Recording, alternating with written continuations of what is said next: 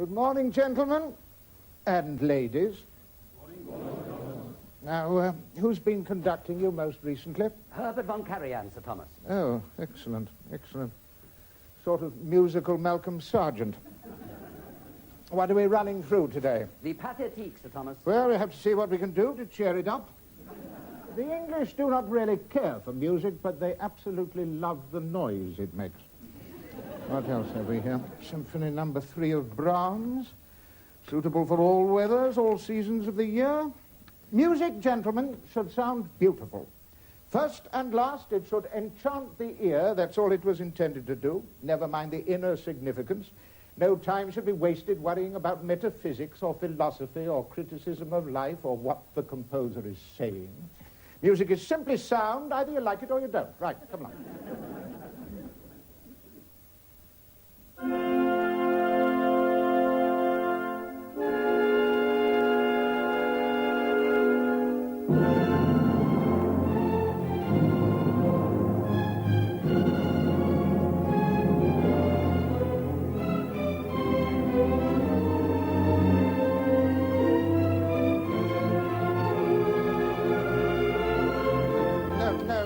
No. You see, gentlemen, in this piece you may find it a matter of some difficulty keeping your places. I think you might do well to imagine yourselves disporting in some hair-raising form of locomotion, such as Brooklands or a switchback railway. My advice is merely hold on tight and try not to let yourselves fall off. I cannot guarantee to help you back on again. There are 2 golden rules for an orchestra. Start together and finish together. The public doesn't give a damn what goes on in between. Right, once again.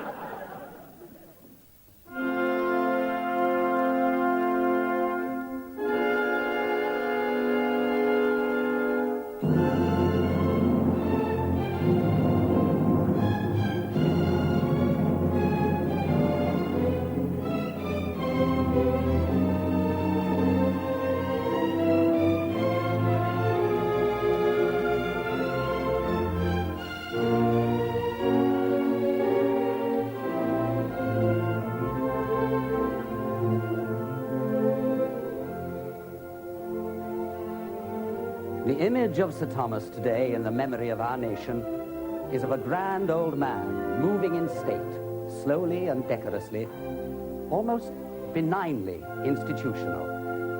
In the prime of his life, he stood upright, but without stiffness, the easy charm of Oxford mixing with the confident alertness of a commander-in-chief sniffing the battle. When I began my career after leaving music college, I read an advertisement placed by Sir Thomas who wanted the services of a music secretary and librarian. When I finally managed to track him down, he was recording. The London Philharmonic Orchestra were playing the introduction to Act 3 of Lohengrin.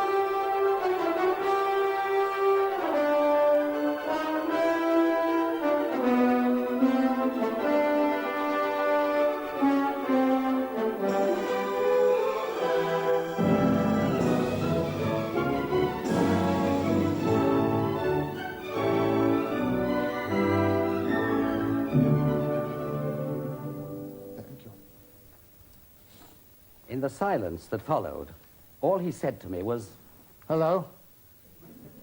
But then he told me to come and see him on Sunday at his flat in Hampstead. Yeah?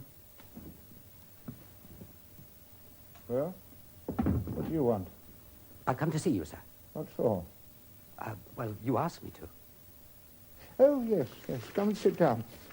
Tell me a little about yourself. Would you care to drink something? It's Sunday morning before luncheon. Perhaps an aperitif? May I have a sherry? You write musical criticism, don't you? Yes. Well, no sherry for you, then. It's too liverish. Try a white lady instead.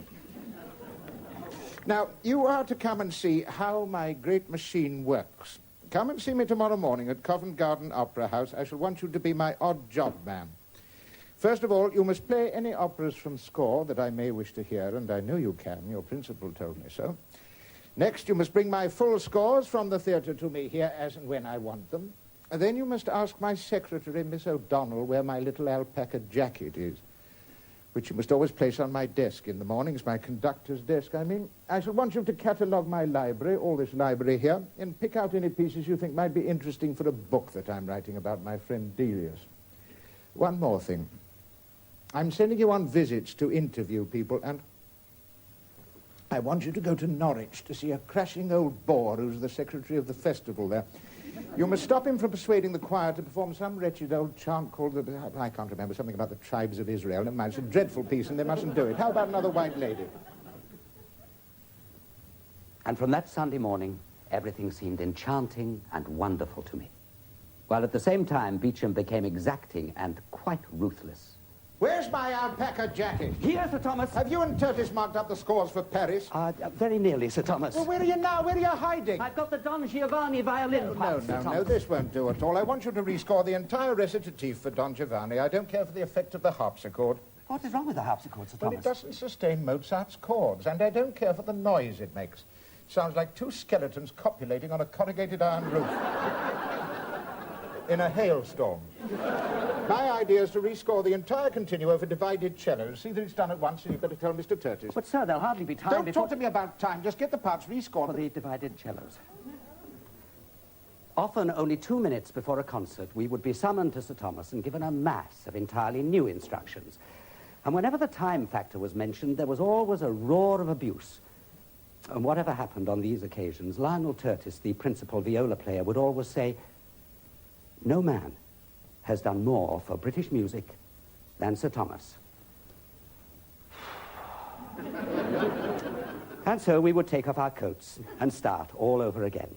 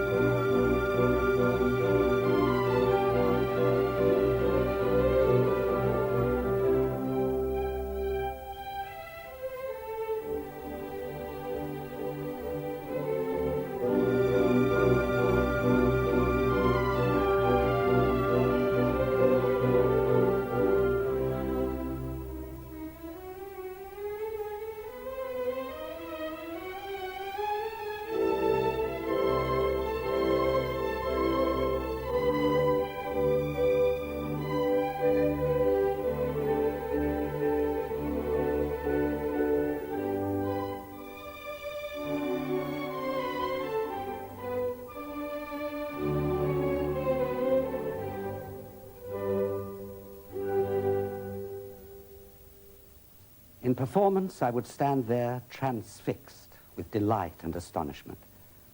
And it was then that the struggle to serve Sir Thomas seemed utterly worthwhile. And you became his slave again. He had this strange gift for radiating security, charm, and kindness. And to me, he became something of a father figure. What's that book you're reading? Goethe. Goethe? Oh. How can you read Goethe? He was a colossal and conceited bore, and something of a dabbler. Do you read much in German, Sir Thomas? Well, I hardly can, and I hardly care to. Heine, of course, appeals to me, but then he was a Jew.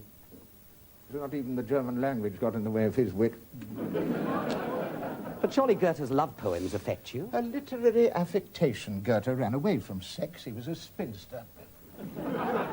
Perhaps you feel happier with German music.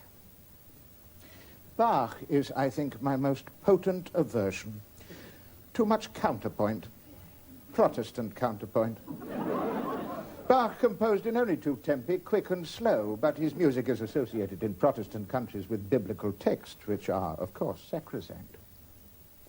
Nearly all the questionable works of the great composers have been prompted by religion. Wagner's Parsifal, the Requiem of Brahms, Elgar's Gerontius, described by my friend George Moore as holy water in a German beer barrel. What dreadful crimes have been committed in the name of religion? The Missa Solemnis is mostly second-rate Beethoven.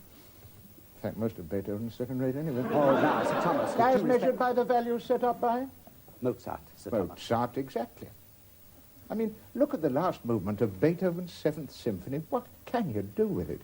Bump-it-a-little-little, dump-it-a-little-little, dump-it-a-little-little, la-da-da. It's like a lot of yaks jumping about. But what about Beethoven's last quartets? Well, Beethoven's last quartets were written by a deaf man. And in my opinion, should only be listened to by a deaf man. German music needs to be ruthlessly exposed, and I could produce an opera here in England just as well as they do it in Salzburg or anywhere else. Certainly, but in Salzburg, even if all the singers, instrumentalists and technicians were suddenly somehow killed in an earthquake, the Salzburg Festival would still go on. Yeah. They'd simply bring in a fresh opera company from Munich or Vienna. So? But if you were giving a festival in England and you chanced to die suddenly, that festival would totally collapse. Nonsense. No, you're quite right. There's no secret about it. I just get the players and let them play. Any mistakes they know about as well as I do. So we play it through again. Then they know it. And I know what they're going to do. They don't know what I'm going to do. So at the concert, everyone's on his toes and we get a fine performance.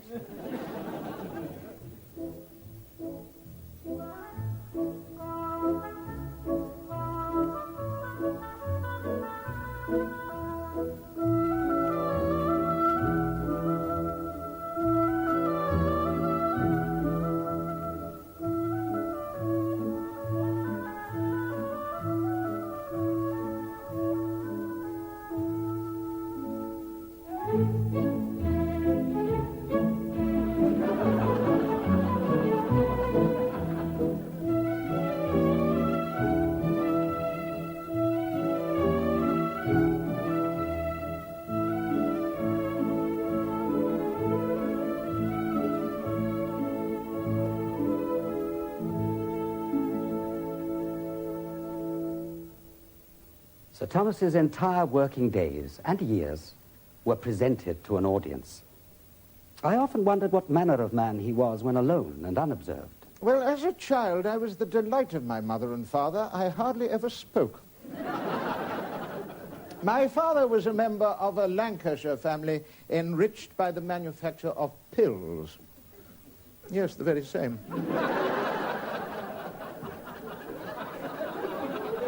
He spoke an uninhibited Lancashire speech which has found no place in my own persona. My existence passed in silence and in contemplation until I reached my 6th year, when I was taken to my first concert. This was a pianoforte recital, and the series of new pieces by Grieg gave to the program an unusual distinction.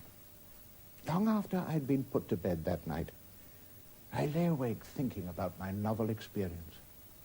The music revolved relentlessly in my head, over and over again, like a blatant merry-go-round at a country fair. Suddenly, a daring idea came to me. I walked downstairs to the drawing room where I heard voices, opened the door, advanced to the middle of the room and said, "Please may I learn the piano?" The spectacles fell from my grandfather's nose. My mother tried to scream, but surprise had robbed her of voice. My old nurse burst into tears, but the following morning, the Don Basilio of our establishment, the local organist, was called in. I found the lesson wholly to my liking, even though the old upright piano on which I played could best be described as a growth adhering to the walls of most semi-detached villas in the provinces. However, when years later I went to public school, I found myself withdrawn from music, apart from the occasional visiting party of glee singers and comic recitalists. And when on one occasion, in the middle of a concert largely given over to Scotch ballads and imitation Negro songs, A foreign violinist appeared to play an arrangement of the prize lead from Die Meistersinger. The shock and delight was too much for my starved ear. When another boy interrupted my reverie by kicking me, I seized him by the hair and beat him. We were both ejected from the room by my housemaster, who said very reproachfully, "And I always understood, Beecham, that you were fond of music." I thereupon withdrew from house activities and grew a moustache. One Christmas holidays, my father came to me and said, "Now look here, lad, I've spent a lot of brass on your musical education, and now I want you to help me." Every year, Beecham's Pills published a Christmas Carol annual, and he placed a copy of this in my hands. "Now, Tom," he said, "I want you to go through the annual and alter some verses so as to advertise business, you know." So, I retired to my study and, after some deliberation, produced the following.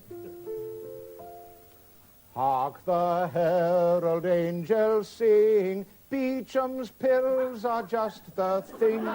2 for an adult, 1 for a child, peace on earth and mercy mild. These sentiments, particularly the ellipsis, seem to me admirably to express the rapture which is occasioned by a good, effortless release. In due course, he went up to Oxford, but convinced of the futility of his existence there, he came down after only a year and returned to Lancashire, where I formed an orchestral society in my birthplace of St. Helens and burst upon my fellow townsmen with a series of classical concerts. My father was mayor of St. Helens that year and had invited the Halle to give a concert. Its newly appointed conductor was Hans Richter, a man who enjoyed considerable prestige more by virtue of his personal association with Wagner than any individual merit.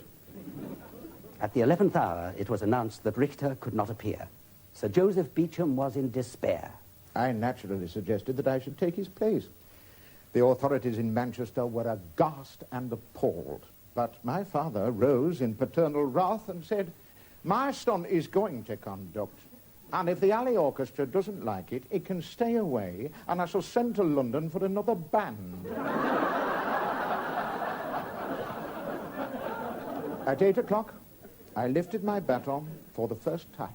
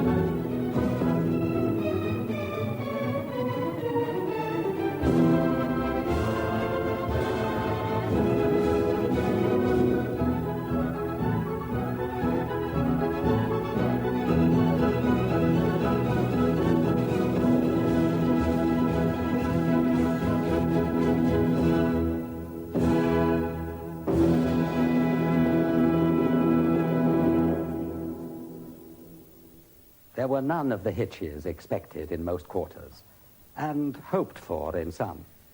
It was many years before the Halle and I were to meet again. A serious difference of opinion with my father led to my leaving his house. I went to London, and for the next 9 years I neither saw nor heard from my father. The difference of opinion was over Joseph Beecham's treatment of his wife, which seemed unfeeling, to say the least. Love and affection and gentle nursing were all that my mother required from my father, but none were forthcoming. One day, mysteriously and without explanation, she disappeared. My father declined to say where she was. So my sister Emily and I set out to look for her. It took us a long time. When we did find her, she was being kept in a private mental institution in Northampton. So we got her out, and she came to live with us in London. And we took care of her. Having removed her from the asylum, Josephine Beecham's children supported her in her divorce proceedings and helped her to increase her claim for alimony. They were promptly disinherited. However, Thomas Beecham became engaged to a young American lady, Utica Wells, and moved into her family home in South Kensington. So for Beecham, life was full. I was attempting at that time to become an operatic composer. The trouble with opera in English, where every word that is sung or said can be readily understood, is that our public, which has a lively sense of humor, never misses the opportunity for a laugh. Nor did Sir Thomas. Once, when a distinguished operatic star kept complaining about his tempi, he asked her, "How do you want it tonight, madam? Too fast or too slow?" Once, while rehearsing Messiah, he had occasion to criticize the Australian soprano, Thea Phillips. My dear, what is the matter with you? I'd always understood that every English-speaking child babbled the music of Messiah in the cradle. Miss Phillips assured the conductor that it would be all right at the concert. She'd been studying the score for months, she said, and she took it to bed with her every night. Oh. Well, then I'm sure we'll have an immaculate conception.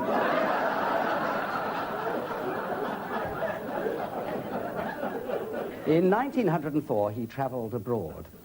He had been married for only a year, but his marriage was already breaking up as Utica, his wife, with their son, insisted on staying in London with her parents. During my travels, my mind turned more and more toward thoughts of conducting. After all, as I put it to myself at the time, nothing very disastrous could come of it.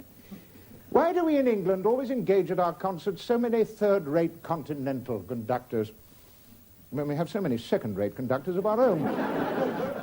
My opening essay was given at the Bechstein Hall, renamed during the war, lest intending patrons should feel guilty of some treasonous alliance, the Wigmore Hall.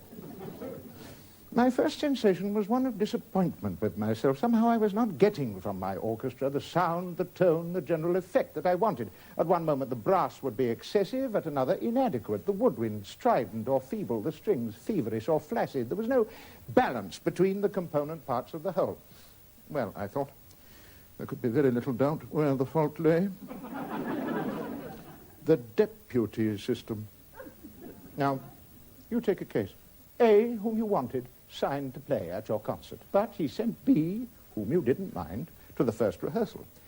B, without your knowledge or agreement, sent along C, a barely adequate musician, to the second rehearsal. However, not being free to play at the concert itself, he sent D, to whom you'd have paid 50 guineas to stay away. Even with experienced orchestras, there were sometimes misunderstandings between Beecham and his musicians. Once, in the middle of a rehearsal, he shouted, "Third horn, you're flat." They played the section again. "Third horn, you're still flat." But, Sir Thomas, the third horn hasn't arrived yet. Oh, well, when he does arrive, tell him he's flat.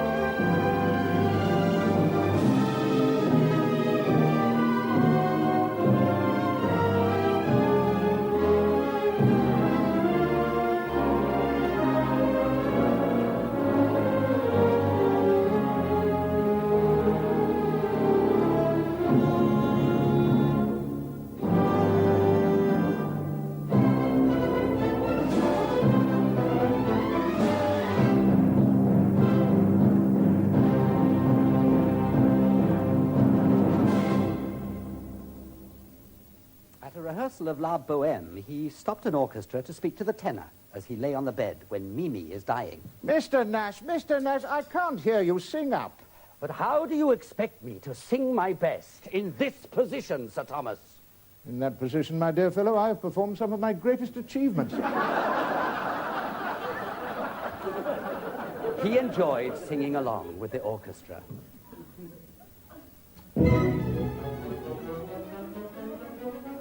I'm on my way to Paris, and my wife's going to stay at home. Bum-ba-dum, bum-ba-dum, bum-bum.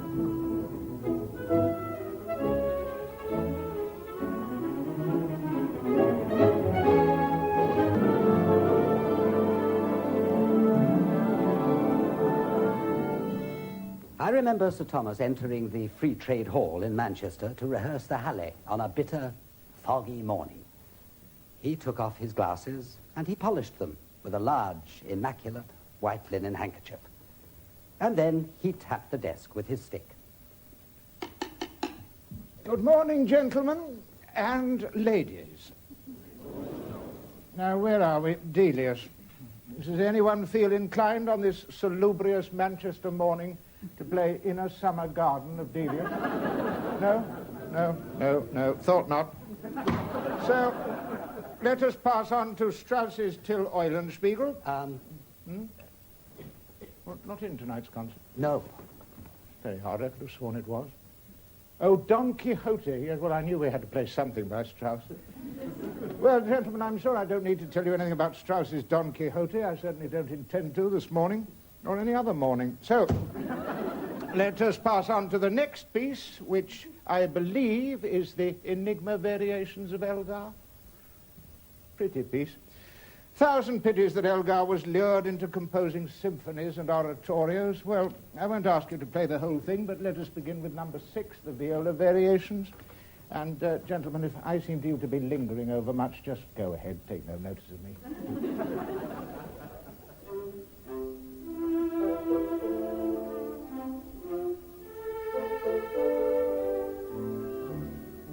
It's a lovely tune. Salon music, gentlemen. Salon music.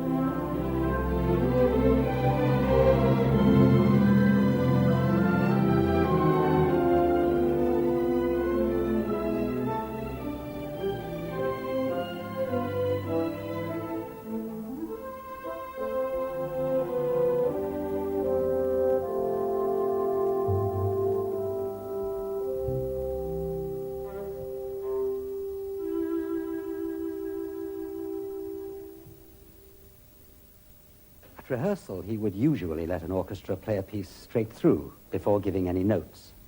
Mr. Lewis, I'm thoroughly with you in your obvious reluctance to rehearse on a morning as chilly and dismal as this, but please do try and keep in touch with us from time to time.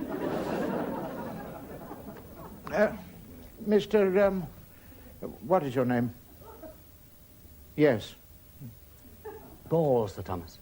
I beg your pardon. Ball, Sir Thomas. Ball. Oh, ball. How very singular.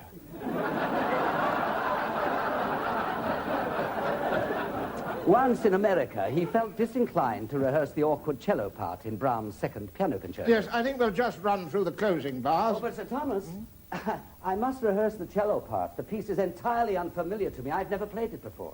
You'll love it. Even off the podium, Beecham was beginning to be a familiar face. On one occasion, I was shopping in the emporium of Messrs. Fortnum and Mason, and I happened to notice a lady waving to me from across the department. Well, I knew her face very well, but I could not for the life of me for the moment think who she was, so I tried to escape. But too late, she was on me with her hand outstretched. "Good morning, Mr. Beecham," she said, "and how are you?" I said, "I'm very well, thank you. How are you?" She said, "Oh, I'm extremely well, thank you. How are your family?" And I said, "Oh, they're all pretty well, thank you. How are your family?" She said, "Oh, they're extremely well, thank you. Brother's been a little under the weather lately, but nothing serious. I said, oh, I'm sorry to hear that. She said, no, he's just been overtired, a bit overdoing it, you know. It's perfectly all right, really. I said, oh, good.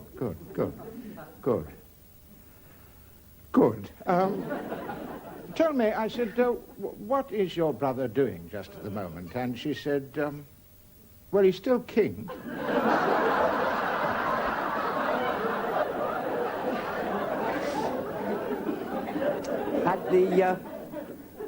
At the beginning of the century, there was no orchestral standard to speak of. However, one day, Beecham was visited by Charles Draper, the foremost clarinetist in the country. He and a few other first-class musicians had formed a new chamber orchestra. Oh, yes, I took them on, and in 1907 I expanded them, and in the ample accommodation of the Queen's Hall, we gave a series of concerts devoted to the works of unknown composers. Beecham was determined to become London's first impresario conductor. In November 1907, an unexpected visitor to the country came to hear the new symphony orchestra.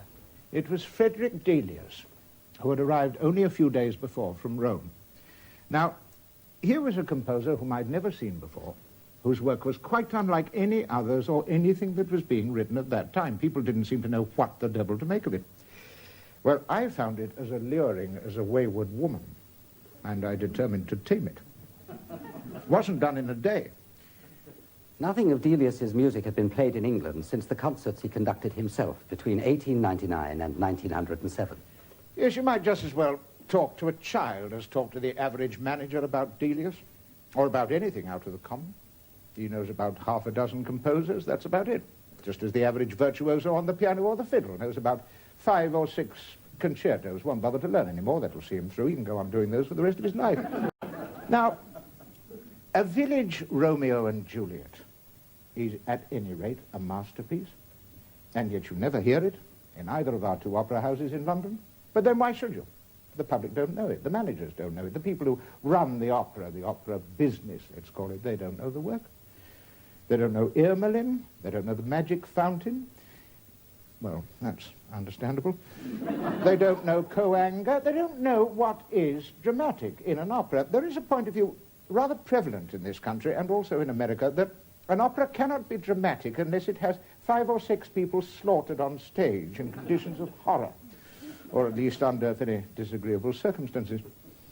But a charming idyll, a story of young people that is not without interest and certainly not without music and beauty, and which ends in a tragic way that is, to my view, quite remarkable.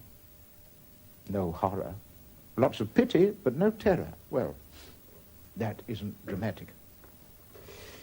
Often I'd be working on a score of his, and I'd say, now, look, Frederick, about this bit here, I'd like to know what you'd like done with it. And he'd say, well, I can't remember now, but do what you like with it.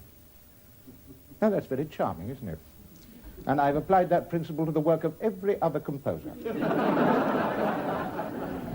Now, I can't tell you what would have happened to this music if I hadn't existed as a conductor. I can't even begin to think what would have happened. But one thing I do know, the large majority of performances of his works would have been totally unrepresentative of Frederick Delius, and that might have meant his departure from the musical scene 20 or 30 years ago. Yes, that I do know.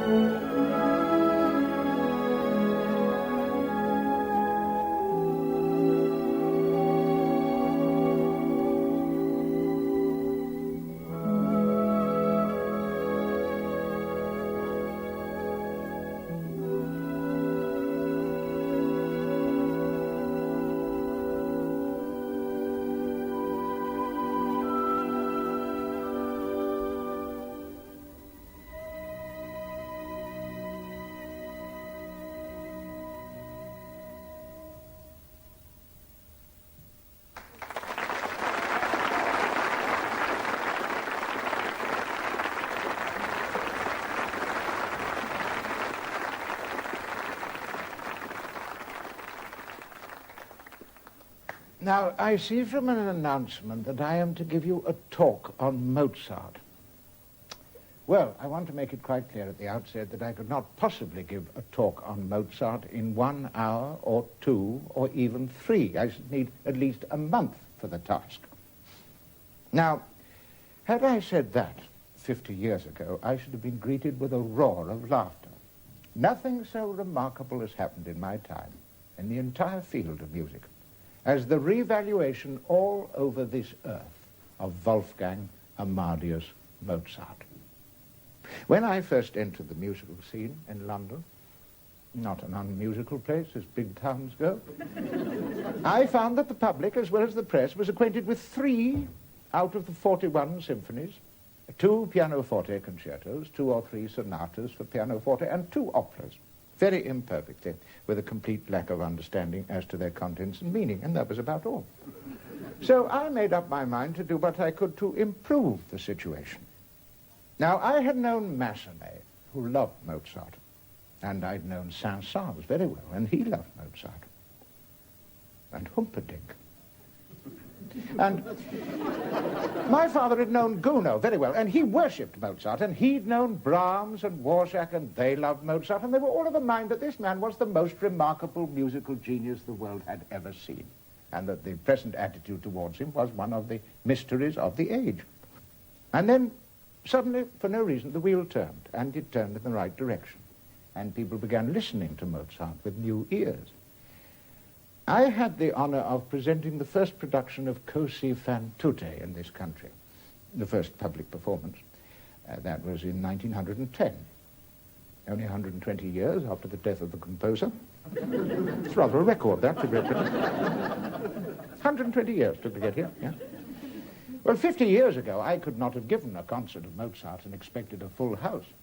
Nowadays, if I give almost any sort of concert almost anywhere and stick in a bit of Mozart, the people will come. It's almost impossible under these changed conditions to escape success.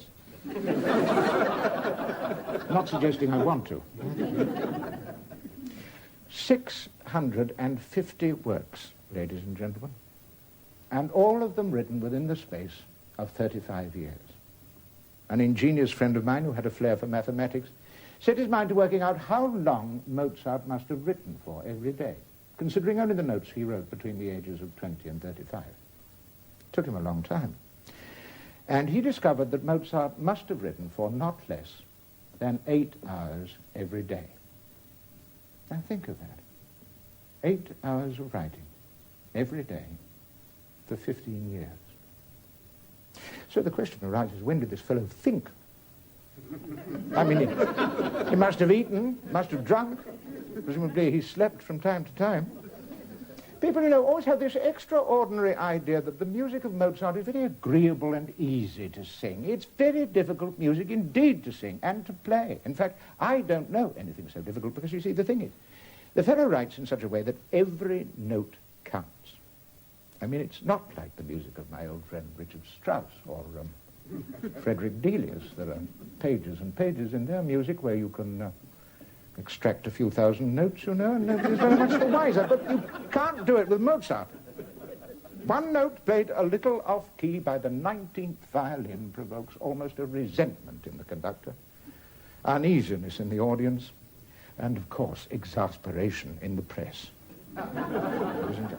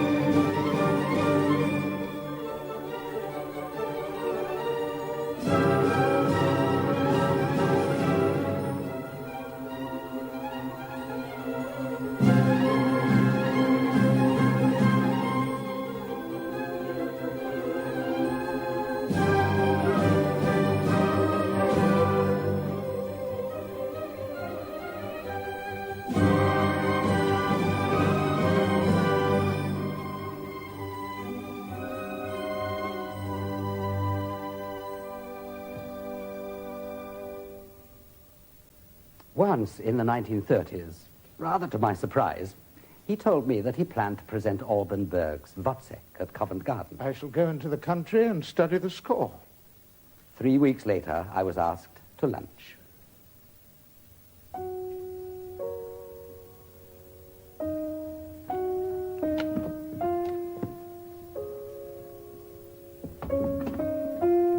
about a sherry?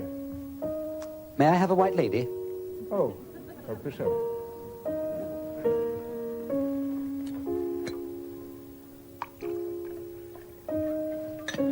Why are you playing Puccini, Sir Thomas? I am trying to wash Wozzeck from my mind and memory. I am not interested in music or in any other form of art that fails to stimulate enjoyment of life and, what is more, pride in life. I believe you're conducting Elgar's A-flat symphony next week. The last occasion I remember you made some pretty severe cuts. Didn't Sir Edward mind? Oh, yes, he did. So next week, as we are performing in the birthplace of Sir Edward, we are giving the piece in its entirety with all the repeats. Elgar's A-flat symphony is a very large work. There are many large works. Maybe, but this is a particularly large work. Neo-Gothic. The musical equivalent of St. Pancras Station. Beecham enjoyed the telephone. It gave him the opportunity to score heavily, or to terminate an exchange abruptly. On one occasion in New York, or so he asked me to believe. Who is this? Is that Sir Thomas Beecham? It is. Well, I'm the secretary of the English-speaking Union of New York. I beg your pardon. Are you Sir Thomas Beecham? I am. Well, I'm telling you, I'm the secretary of the English-speaking Union of New York. I don't believe you. Good night.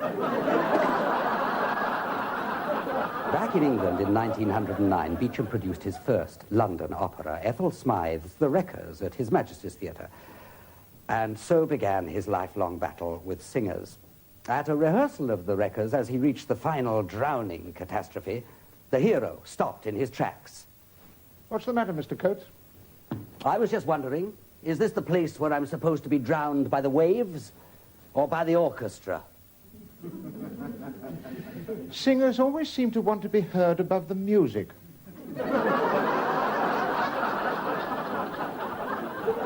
I make jolly sure they're not.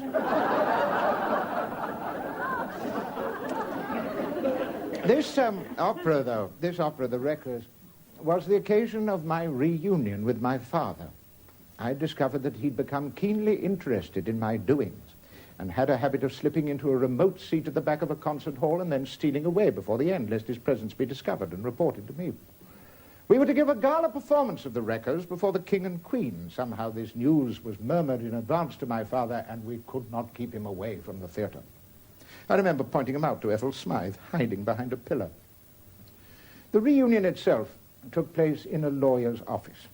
He said, "You know, Tom, you annoyed me." I said, "Well, you annoyed me." That day we lunched together and dined together and played duets on the organ and piano far into the night, and were once again as brothers. Beecham was himself his most thoroughly rehearsed production. When he was middle-aged, dapper Mr. Beecham, he seemed in the eyes and ears of many people to be the personification in excelsis of the bounder. At that time, Beecham was not a popular figure.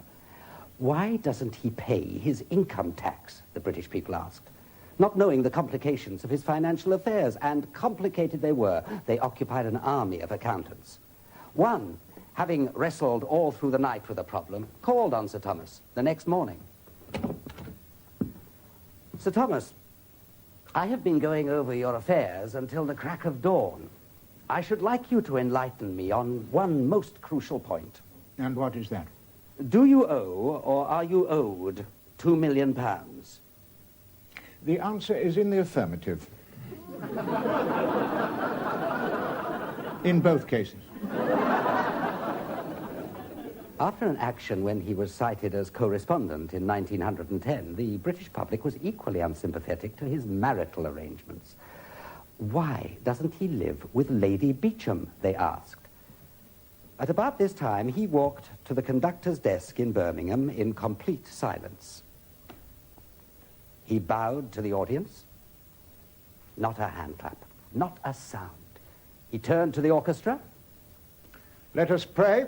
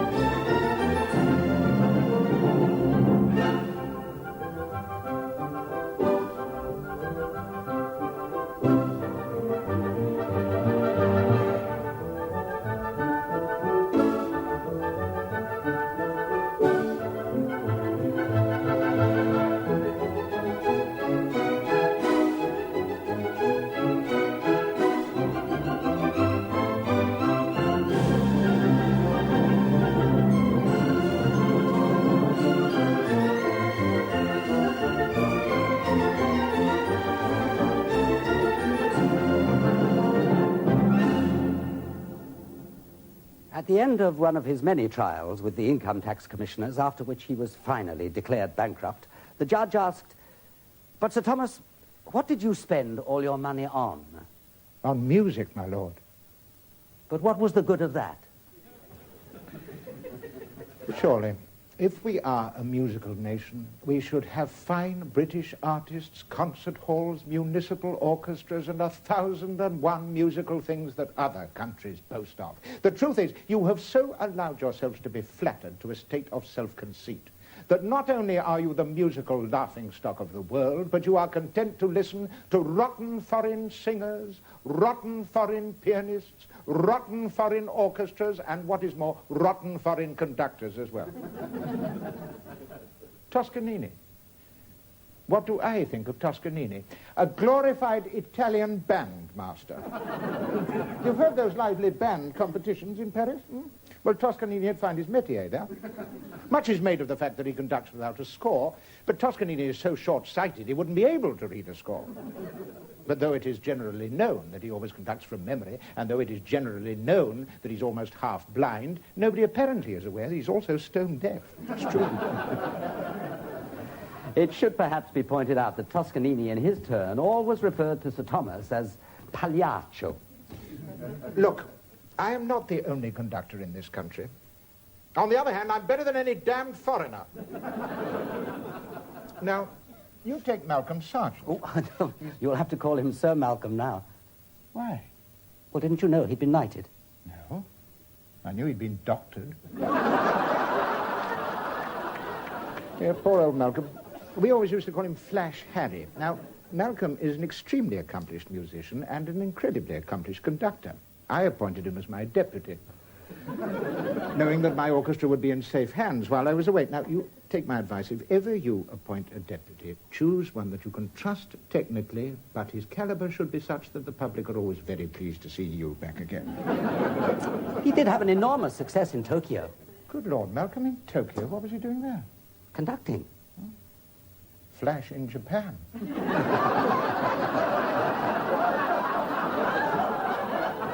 When he was conducting there one night, a gun went off in the audience. I had no idea the Japanese were so musical.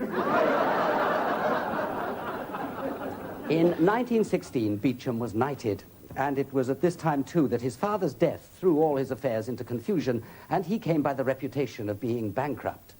Beecham's worried financial advisor was James White, who operated from a suite in the Grand Hotel in London. One morning, as Sir Thomas was sitting in White's outer office, a Lancashire businessman burst in, demanding an immediate interview with White. I'm afraid he's engaged at the moment. But I've got to see him. I've got a lot of brass at stake. I know how much. A bloody lot, and I won't go away till I've seen him. Well, yes, but how much? Nigh on £14,000. Jimmy, petty cash.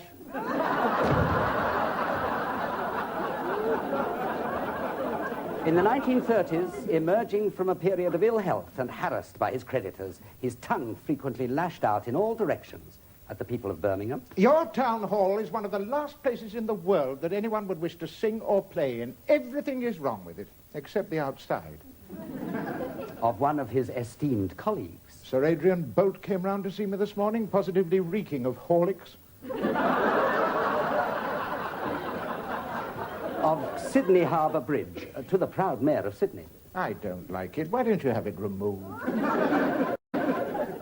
I think the public are getting rather tired of me after all these years. I've been overworking myself. He planned a year's complete rest from music. But a serious event put the London Philharmonic Orchestra into liquidation and also put paid to the holiday. The outbreak of war. I heard there was a state of national emergency, so I emerged. He did not leave England until the spring of 1940. There is only one man to lead our country at this time of crisis. He has done it before, and he can do it again. And the name of that man is Lloyd George. The next day, Winston Churchill became Prime Minister. In Australia, a BBC radio reporter was assigned to interview Sir Thomas as soon as he landed in Sydney. Good afternoon. Good afternoon, Sir Thomas. I've been asked to conduct an interview with you over the wireless. Delighted, my dear fellow. Have you talked over the air before, Sir Thomas? No, I think not. Well, then perhaps it would be sensible if we were to practice, you know, rehearse a Oh, little. I think not. I much prefer just to improvise. You ask me any questions you like, you know, just to say anything you want, just to get me going. After all, my dear fellow, it's me the listeners want to hear, isn't it? And so we went on the air without rehearsal, without preparation of any kind. Australia waited for a feast of wit. Now, Sir Thomas, you are about to conduct orchestras entirely strange to you. Tell me, do you believe in the old saying that there are no good or bad professional orchestras, only good or bad conductors? What precisely do you mean?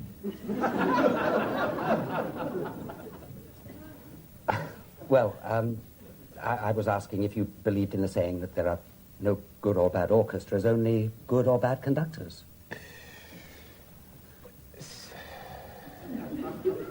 I believe it was von Bülow who said it. Was it really?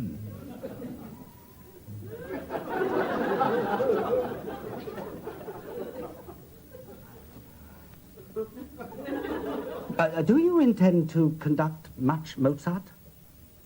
Well, whether I conduct, to use your phrase, much Mozart, depends entirely upon the condition of orchestras here, about which I've received no information whatsoever.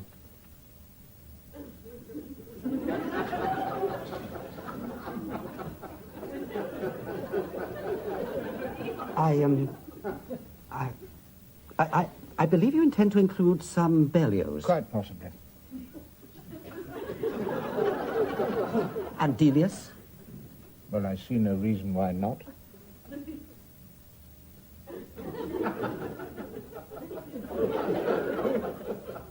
Could I ask... You know, you're talking too much. Great deal too much. It's me the listeners want to hear, you know, not you. Now, please, try not to interrupt.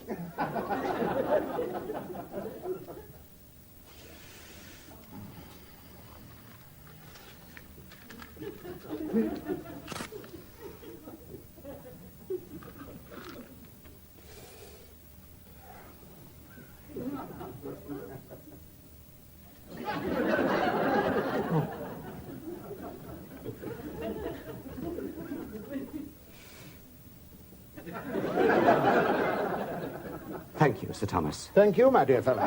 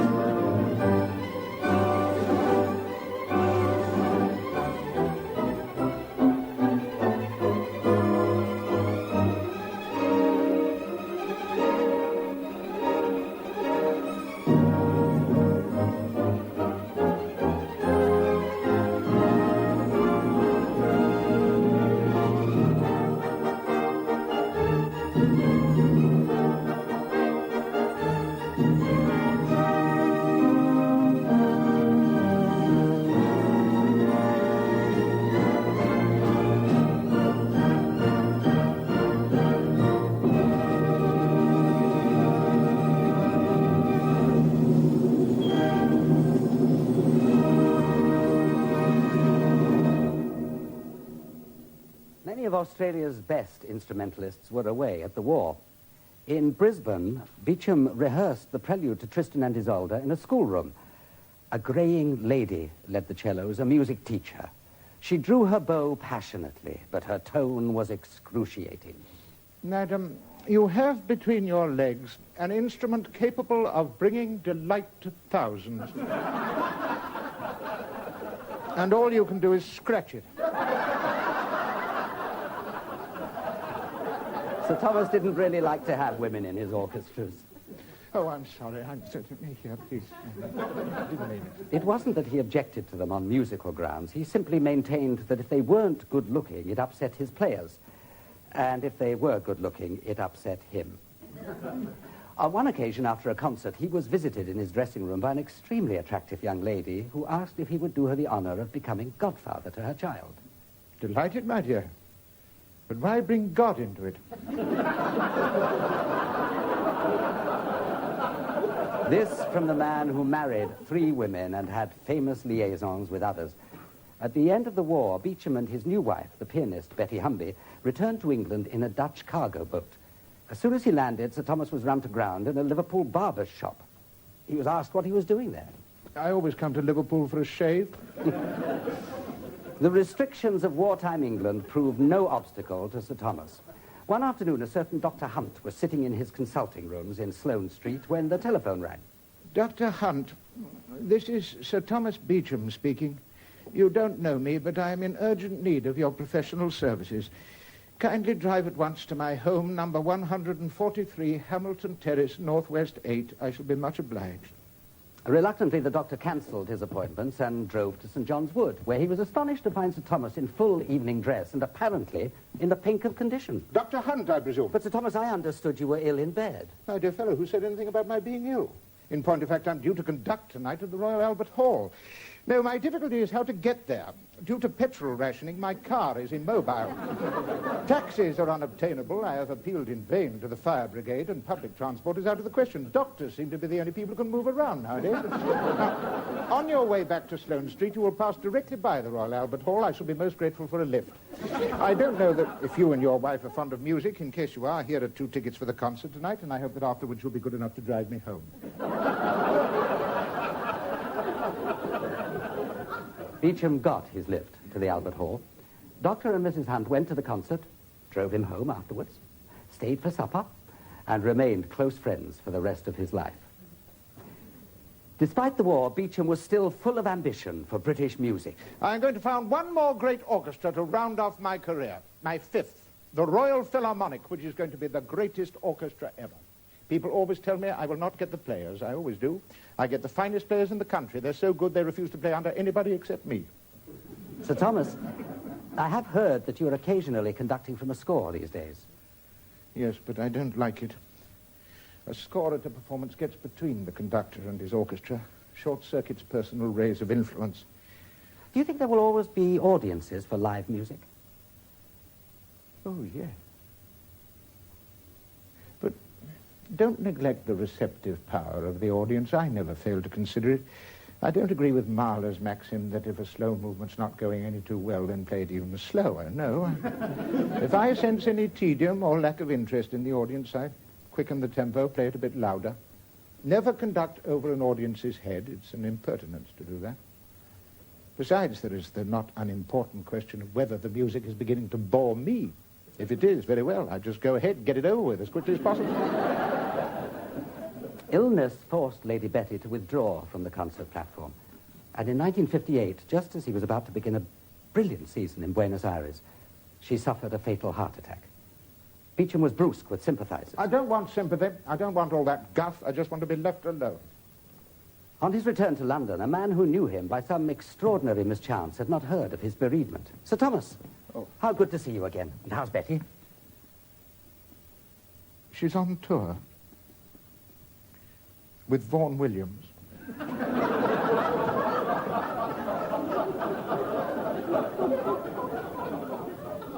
He was a comedian, or as this is a term which the English associate with red-nosed buffoonery, I had better describe him as an artist in comedy.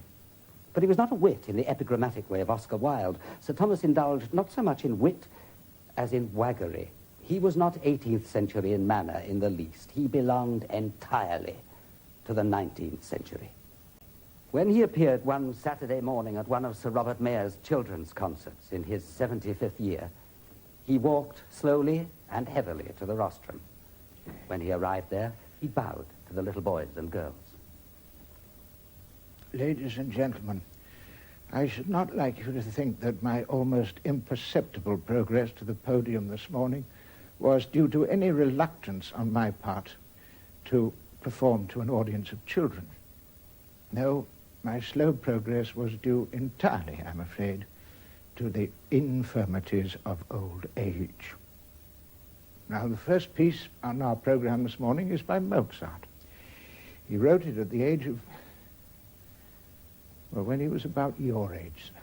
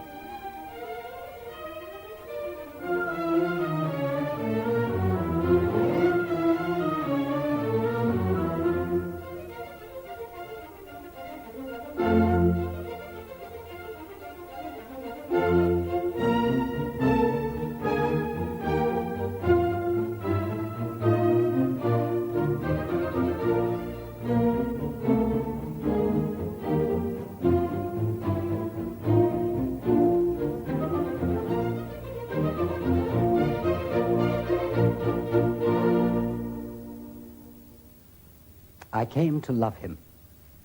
His poses and his high disdain, his courteousness, and his rudeness, his intolerance, and his generosity.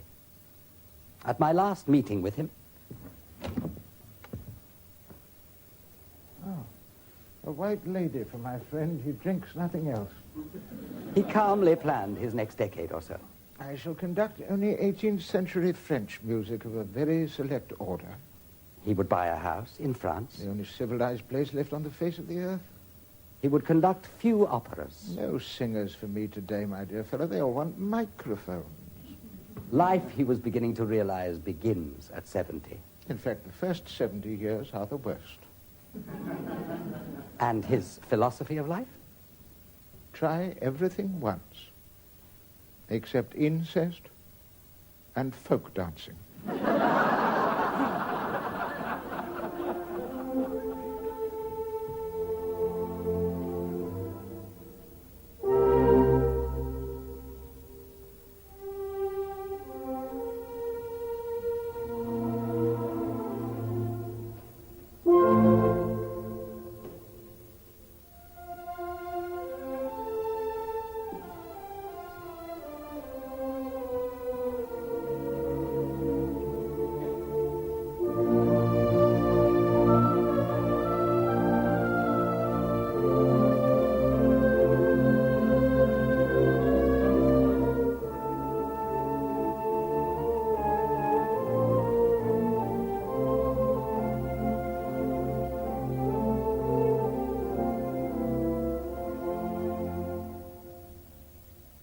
Cosmopolitan and Lancastrian, a man in whom wit was enriched by humor, in whom knowledge was changed to culture by sensibility, a complex man of uninhibited mind and temperament, bland, enigmatic, impulsive, selective, and quite often capricious. At his 70th birthday, telegrams and cables from distinguished persons arrived from all over the world. Congratulations, greetings, Strauss, Stravinsky, Hindemith, Sibelius,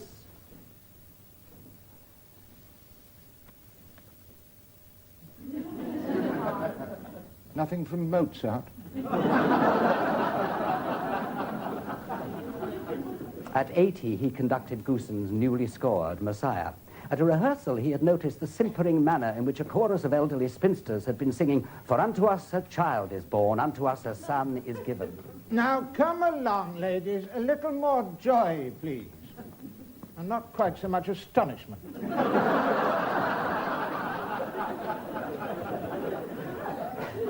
In 1957, Thomas Beecham was asked to make a speech at the University of Congress in Washington. He chose to address his public upon a subject very dear to his heart, the changing world of music. Ladies and gentlemen, the title of this address is really little more than the memories, the recollections, and the experiences of about 65 years of music on my part. Of the world of music that I knew as a boy, practically nothing today remains as it was. It may interest you to know that no one in any country has written a good tune for over 30 years. Now, think of it. You who profess to love music, if you profess to practice it or to cherish it, how do you do so? You remember the melodies of the great composers. You remember the melodies of Bach and Handel and the operas of Mozart with scores of splendid tunes and the great songs of Schubert and Schumann and the tunes of Haydn and Brahms and Dvorak and others. They haunt your minds and memories. You think of them as you get up in the morning, and you recall them to yourselves again as you go to bed at night. That is cherishing music. Now then, how much serious music written over the last 25 years can you cherish and go to bed with? I have on many occasions in mixed communities invited any of those present to get up upon a chair or a table and sing to me any aria that has been composed over the last 30 years. And no one has been able to respond to the invitation because they could not remember the tune. Memory. No, you've got to see the music. Then you can scarcely believe it. It's like the farmer. The farmer who went to the zoo, saw the giraffe the first time, gazed at it for 25 minutes, and then as he turned away slowly, he was heard to remark, "I don't believe it."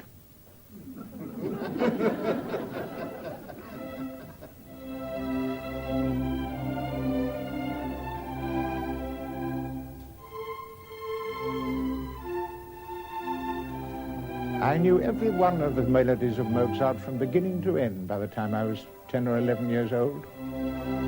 I never wavered in my devotion to them as tunes. Never.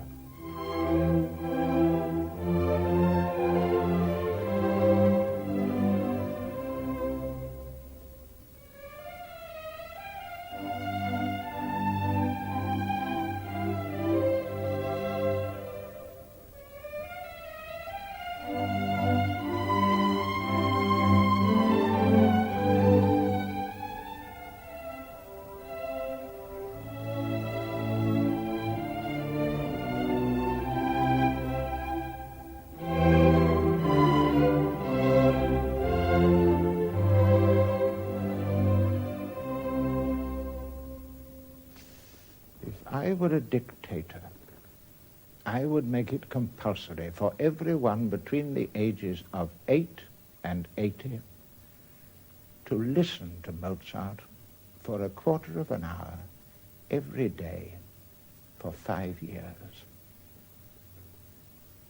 Now then, I call this little talk the changing world of music. Changing world. It was something like heaven 60 years ago. And I won't go so far as to suggest that it has reached the precise antipodes, but it is going there rapidly. His last concert was at the Portsmouth Guildhall with the Royal Philharmonic Orchestra on May the 7th, 1960. He seemed conscious that this was a special occasion. He stood all his musicians' lunch at the Queen's Hotel and afterwards told them that the rehearsal would not be a long one. It was also Cup Final Day. and Sir Thomas was a passionate supporter of Blackburn Rovers, one of the finalists. But even allowing for his interest in the match, the short rehearsal period was most unusual. Good afternoon, gentlemen and ladies. He merely checked the opening and the ending of Haydn's Military Symphony. Now, where are the military gentlemen? Over there. Right, what have you got? Give an account of yourselves. What are you playing? Triangle, Sir Thomas. Yes. Is there a side drum? No, Sir Thomas. Not in this piece at all. What a pity. It's very remiss of Haydn. Writes a military symphony, limits himself to 3 percussion. Have to do something about that before we finish with it. Right, well, let's hear it. First movement, please, gentlemen. From Let Us See, if you would. I haven't played it for about 40 years.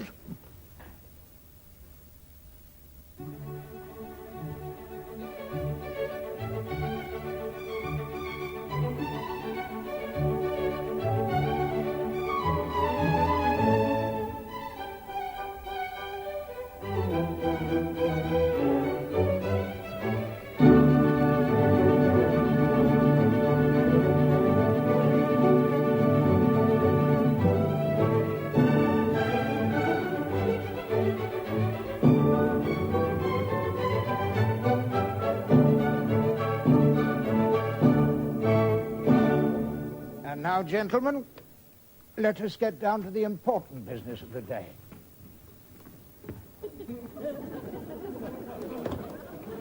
And so we sat there and we watched the cup final.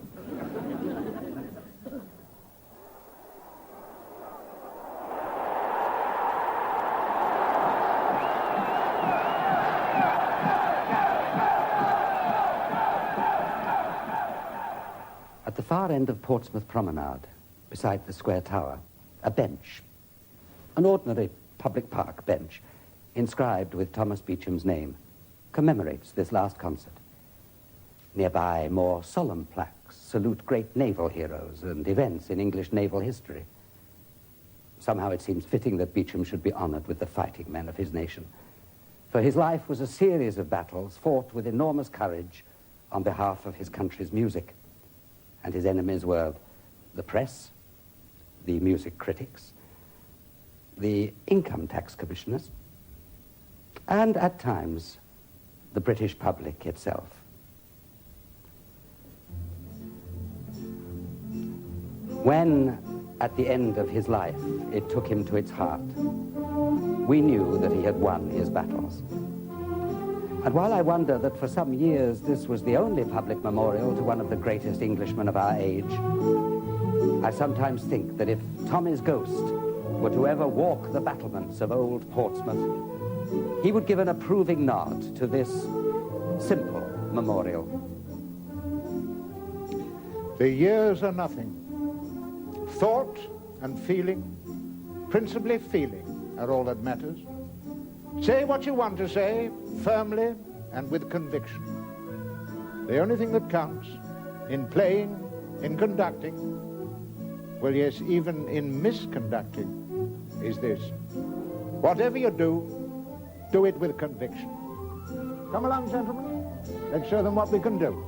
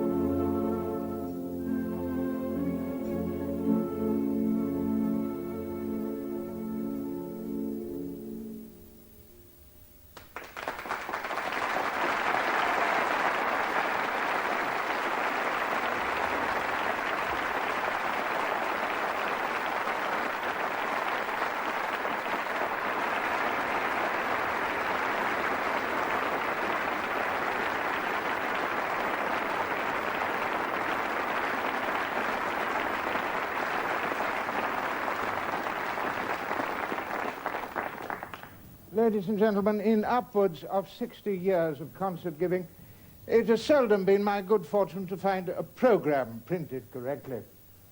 Tonight is no exception to the rule, and therefore, with your indulgence, we will now play you the piece that you think you have just heard.